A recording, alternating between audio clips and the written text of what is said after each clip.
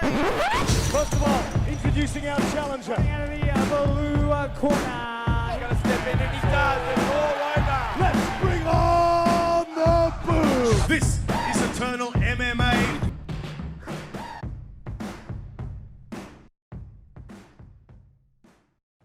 All right, mixed martial arts fans, welcome back to another edition of the Eternal Insiders Podcast. As always, I'm Luke and I'm your host, and I'm joined in today's video by none other than the man set to challenge Matt Myers at Eternal 78 for the middleweight championship in Sydney. I'm starting to lose my voice a little bit here, on September 8th. It's the arm collector himself out of City Kickboxing. It's Brogan Anderson. He's kind enough to share a bit of his time here on the podcast today. So Brogan, thanks very much for your time today, man. I know you've been busy at training, so it's a pleasure to have you here. Yeah, cheers for having me, brother. I appreciate it. Now, the pleasure's all mine, man. And speaking of City Kickboxing, I mean, the vibe must be pretty good around there right about now after the UFC that just happened on the weekend. Old Dan Hooker came away looking pretty good with just but a scratch there. How's the vibe sort of around the gym with Dan getting that job done? Yeah, no, everyone was buzzing this morning. It's definitely always good when everything goes well. So, yeah, stoked for him, stoked for Volk. It was, a great day. And obviously, just fantastic fights as well. So, yeah, the vibe is great this week, and it's obviously the momentum's just going to carry forward. There's so much coming up for the boys with Sydney coming up, and obviously the Eternal show as well with me and hopefully a few other boys on there. It's going to be absolutely pumping around here, so it's going to be great to be a part of. There's always big time momentum coming out of City Kickboxing, obviously one of, if not the best gym in the world right now for mixed martial arts. So good times coming, good times being, and always good times at City Kickboxing. So very cool to see. Have you had a chance to have a chat with Dan at all? Have you heard anything about how his arm's looking? I saw that x-ray that you chucked up and everyone else chucked up, that he might have a bit of a broken bone there. So that scratch obviously a lie from the beginning, but it looks like he's got a bit of a chip inside that forearm there. Yeah, no, I haven't heard anything more than what you guys would have heard on the media and stuff like that. Yeah, it looks like he's got a broken arm, but he's obviously super tough. I'm sure he'll get that healed up and he'll be back in no time. I think they breed you guys a little bit different down there in New Zealand, man. So it's that's Dan Hooker all over, and I'm sure that's City Kickboxing all over. So that's just what we come to expect from the guys at City Kickboxing these days.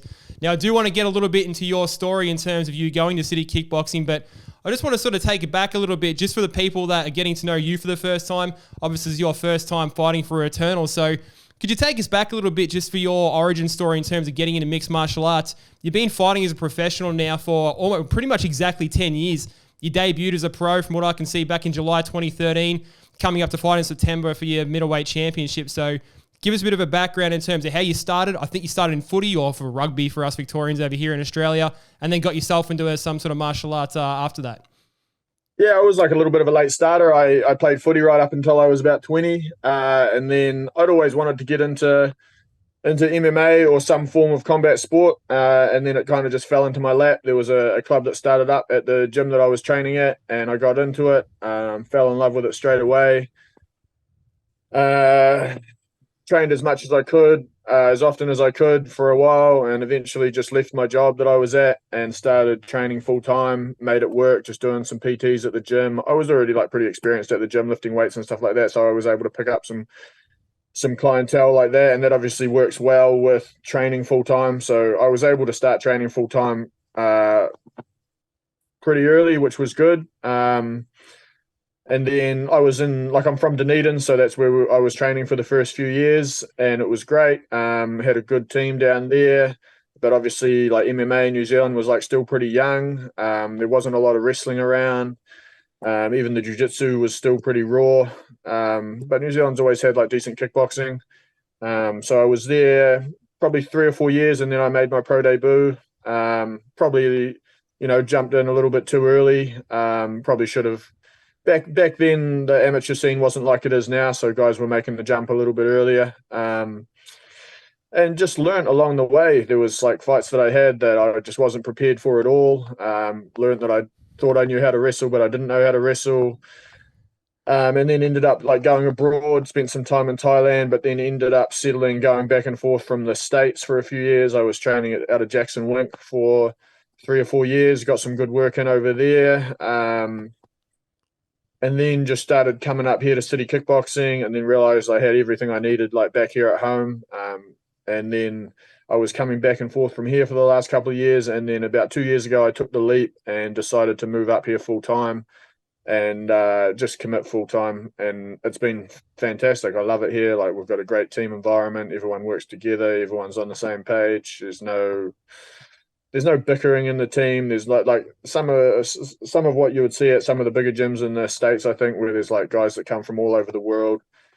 There's cliques and everyone has different ideas and not all the coaches are on the same page, but there's none of that here. Everyone's like working towards the same goal and everyone's happy for everyone's success. It's really good to be a part of. Yeah. No, and you hear that consistently about City Kickboxing. I mean, a room full of killers, room full of stars. Obviously, we got Israel Adesanya, the aforementioned Dan Hooker, all those kind of guys. But, you hear on the flip side too, it's guys, there's no stars there inside the gym. It's just everyone's the same one to sort of hit the mat, and you're just sort of mirroring those sentiments that everyone else seems to sort of said as well about the gym itself. Now, you just mentioned there that you trained at Jackson Wink as well. Like, what was that experience like? I mean, two massive gyms right there. You sort of alluded to maybe there's some gyms you've been at with some egos and that sort of stuff. But, I mean, that must have been an experience in itself, training at Jackson Wink. Yeah, I got some good work in over there. I think like my grappling definitely benefited a lot from being over there.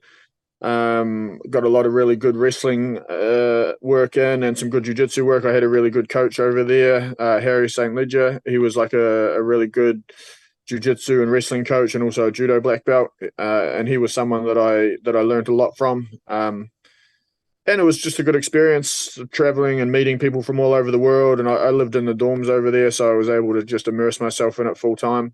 But just the level of like kickboxing back here in New Zealand is, especially at City Kickboxing, obviously, is tremendously high. And that was something I wasn't able to find over there. So I think I benefited a lot from my time over in the States, but I think like I've definitely found a gym that works better for me here, I think.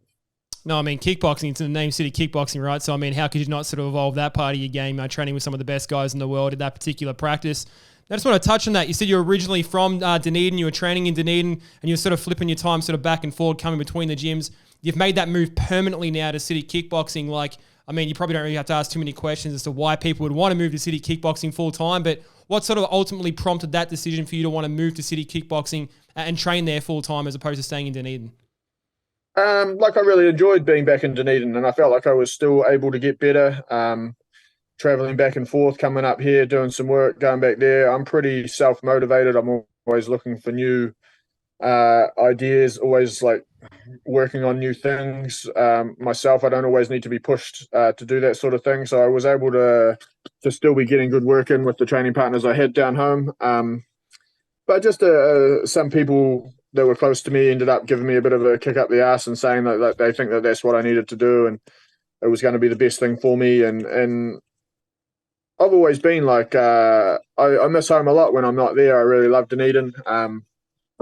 And it just took a little bit for me to break those ties. Now that I have and I'm up here, I'm happy here. And I'm glad I made the move. But I had myself convinced that I was still able to get all the benefits just kind of coming back and forth, having 1 foot in, 1 foot out.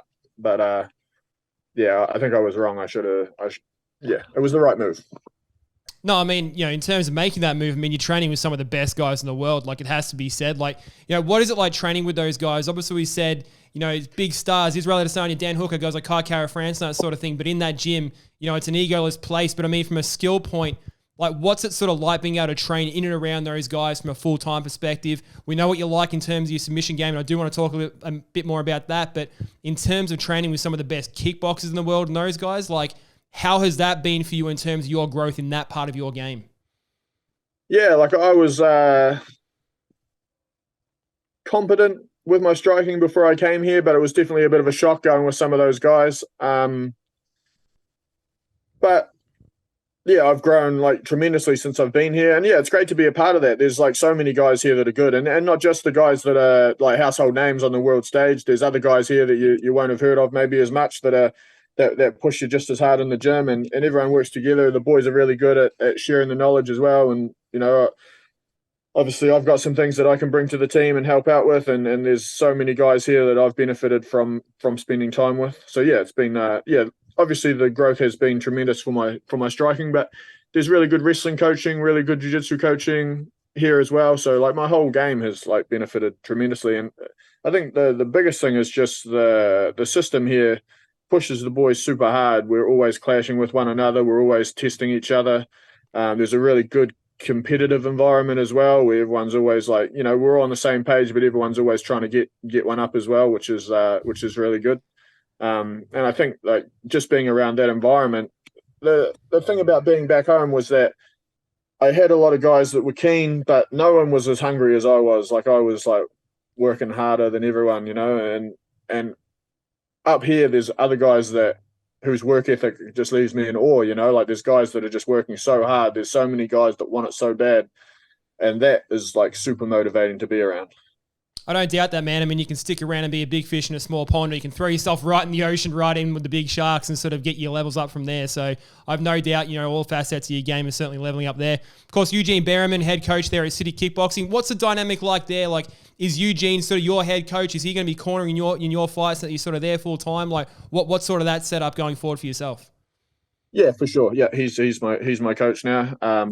He's going to be the one that will be there cornering me in Sydney, hopefully. I know it's going to be a super busy week for the team, but yeah, ideally he'll be there. And I've got a couple other coaches here that look after me pretty well. Mark Timms is doing a lot of work with my striking. And then obviously there's the other grappling coaches here as well that we all work in with. But yeah, Eugene and Mark would be the main guys that I will be having with me probably for this one. Now, you're known as the Arm Collector. Now, no prizes as to why you'd probably have that nickname, the Arm Collector, but can you give us a bit of insight in terms of, where that nickname came from, where it came from, like who gave that to you, when did this happen, how did you become the Arm Collector? Tell us that story. Yeah, it's a name that kind of came about like early in my career. I've almost tried to shake it off, but it's kind of stuck with me. I just had a run of wins early in my career back when my jiu-jitsu was terrible, but I knew how to do an armbar, and other guys that I was fighting, I guess, didn't. And I rattled off like maybe 5 armbar wins in my amateur and early pro career. And I'm pretty sure someone back home, maybe my coach back in Dunedin, Matt Toa, he was probably the one that gave it to me, I would imagine. And yeah, it fitted at the time, but it's not really. I don't think it's not really who I am anymore. So people can still say it. It doesn't bother me, but yeah, I'm a different fighter these days than I was when I got that moniker. Yeah. I mean, that sort of seems to be the story for a lot of guys that get nicknames in and around their submission threats. I mean, you could sort of think about a guy like Brian Ortega, for example. I mean, his nickname's T-City, Triangle City and that sort of thing. But I mean, he's not really having that many triangle submission finishes in his sort of, pro career these days. It happens a lot sort of in the earlier phases of the career, and that sort of sticks with you. I must say, the Arm Collector is still a badass name. So I don't know if you're thinking about throwing it out the window, but I think you're going to keep it going forward. I think you should keep that one for sure. Cheers, mate. Yeah, we'll see. We'll see how it goes. Yeah, I agree. But at a certain level, it's pretty easy to just like decide you're going to be good at a technique and be able to implement it on guys. But once you get to a certain point, like it's not easy to just decide you're going to take somebody down and armbar them when they're the best guys in Australasia or world-class competitions. So yeah, I've definitely had to diversify the game a little bit from when I got that name probably 10 years ago. I don't doubt it, man. As we said, you're in the right place to diversify your game at City Kickboxing. But, I mean, you can't look past what sort of the biggest threat for you, at least on paper, is, and that's the submission game. 15 wins that you have, 9 of those coming by way of submission, for 11 finishes all told. Like, can you talk about that part of your game? You said in the early part of your career, even though, like, you weren't that much of a submission threat, like, do you consider that to still be the most vital part of your game? Do you consider the submission game still the biggest threat? Or do you sort of consider yourself more sort of a complete martial artist at this point? Like, how is everything sort of gelling together in terms of mixing in that kickboxing as well? I think I've always been like reasonably well-rounded, but my grappling has been the part of my game that's shone. I think being from this part of the world, I think the level of striking has been a little bit higher than maybe the level of grappling was, and I was able to exploit that just based on the opponents that I fought. Like if I was fighting a good kickboxer, then I would exploit that with my grappling. And just the way that my career played out, I was able to have some good success with my grappling. And yeah, my grappling is rock solid. It's to be respected, and that's obviously always something that my opponents are going to have to worry about. But no, I'm very well rounded now to the point at which it's not something that I have to force. It's there. It's a weapon that I've got. It's something that my opponents always have to be worried about, but it's not something that I'm gunning for every second of the fight, No, I mean, you say that, but I mean, like, you're on a 6-fight winning streak at the moment, I believe, and at least 4 or 5 of those finishes have come by way of submission. You're still collecting arms in there because there's at least a Kimura on that record. Unless Tapology's telling me lies, I mean, the submissions are still coming up at the later parts of your career. Yeah, for sure. I'm always a submission threat from everywhere. If I'm on top of you, then you're in danger. So, yeah, there's definitely going to be a submission threat at this show coming up, but we'll see how the fight plays out. And we move ahead to that, of course, challenging Matt Myers for the Eternal Middleweight Championship. So can you tell us a little bit about how that sort of fight came to be? When did you first hear about this as a possibility? Of course, you're making your debut for Eternal MMA, fighting here for the first time. How did that matchup come together? What do you sort of know about Matt Myers? Tell us how that sort of got pieced together for you. From the outside looking in, it looks like Matt called me out on Instagram, but that's not really how it came about. I was over in Perth for Eternal, the last show in Perth, and with my teammate John Bruin. And after the fight, Cam approached me and offered me the fight against Matt in Sydney, and it was definitely something I was interested in. And I told him to reach out to Eugene and have a chat about it. And if they could get on the same page and we could clear up a couple of things that I was working on as well, and everything lined up, then we would go ahead with it. And then we came back home and we just had a couple of things in the pipeline that we weren't so sure about, that didn't quite pan out. And as soon as they didn't pan out, Matt had already jumped online and basically said that I was ducking him and all of that carry on.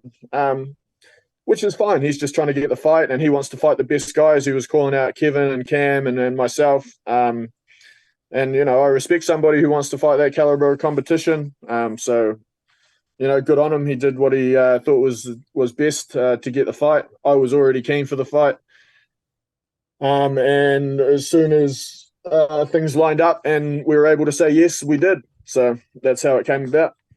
No, we're glad to have you here, man, fighting on Eternal for the first time. And I mean, as far as the call-outs and that sort of thing go, I mean, that's just part of the game, right? And, from what everyone knows about Matt Myers, absolute gamer, obviously took the title from John Martin Fraser, had a couple of fights with John Martin Fraser. So, the book on Matt is, to your point, fights anyone, anywhere, at any time. So now there's a lot of people absolutely looking forward to this clash. A couple of absolute gamers.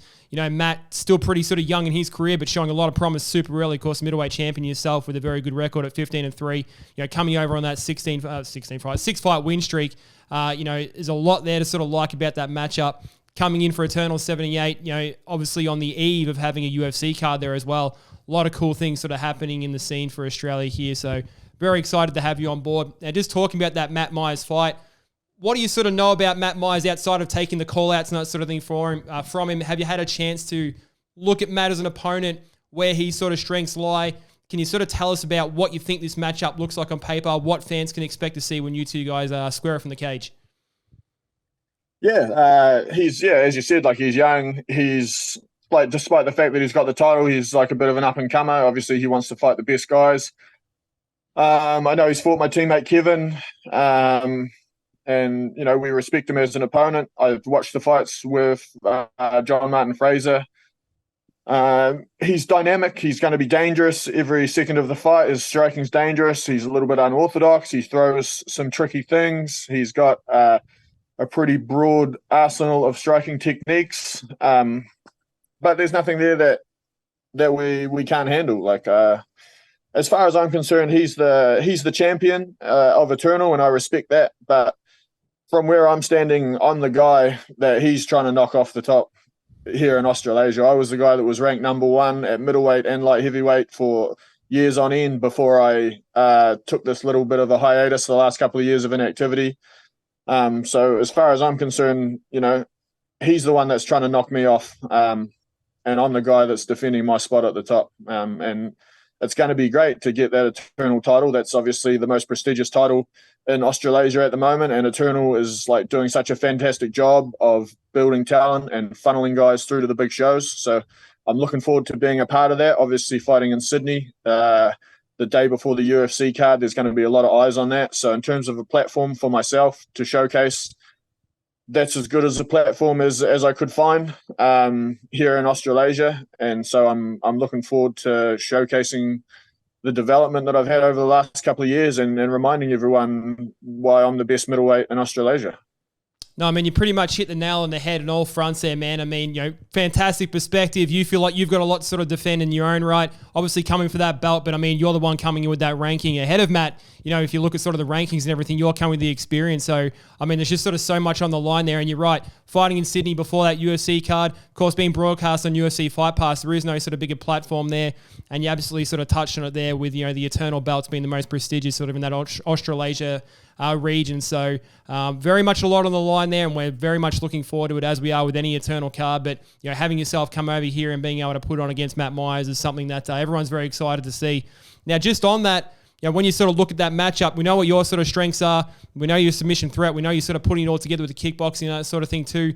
Do you see a particular path, to victory when you look at a guy like Matt Myers? You said you've had a chance to sort of have a look at his fights, fighting against your teammate and Kevin Dusain and all that sort of thing. Is there a particular route? Can fans maybe expect another arm to be added to the collection for Brogan Anderson? Or are you just sort of the kind of guy that we'll just see what the fight gives us and we'll take it from there?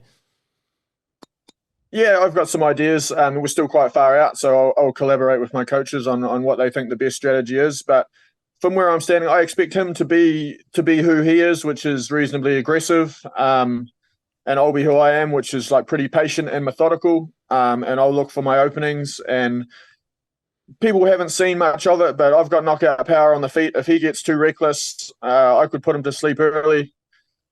If it turns into a bit of a grind and we start grappling, I think I'm going to have a real advantage there. I respect his grappling, but I think I've got an advantage in the wrestling, and my positional play is rock solid.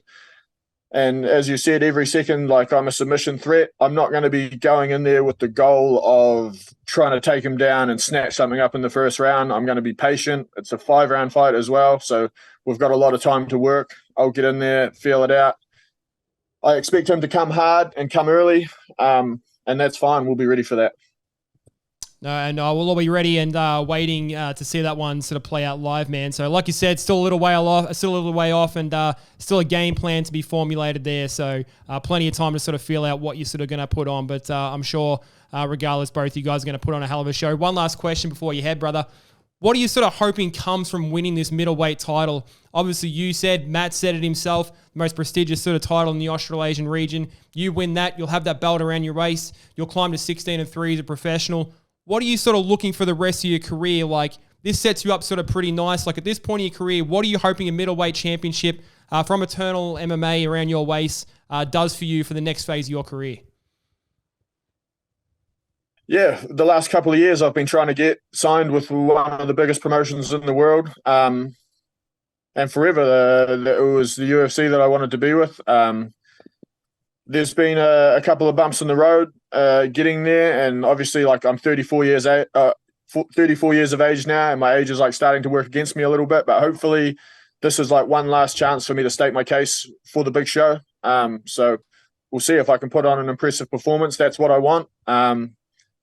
But I'm open to other offers as well. All I want is an opportunity to start fighting world-class competition. So I'm not looking past Matt Myers at all. I've got a big task ahead of me, and if I can get through that, then I want to be fighting on the world stage. Even though I'm 34, I'm reasonably young in terms of my fight career. I still think I've got a lot of years left. There's not that many miles on the clock. I haven't taken too much damage. My body's still good.